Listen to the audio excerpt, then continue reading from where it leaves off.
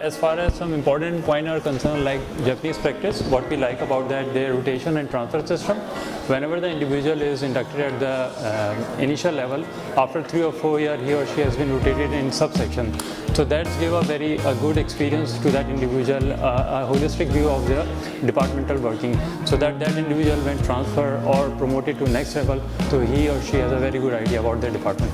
The second thing which we have discussed and like about their system is a skill mapping at technical side.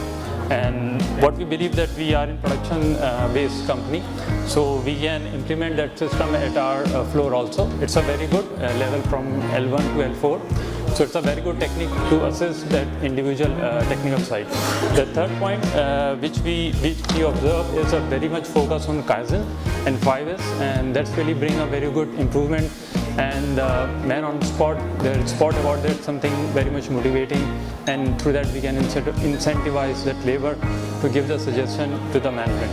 So these are three observation plus point which we like.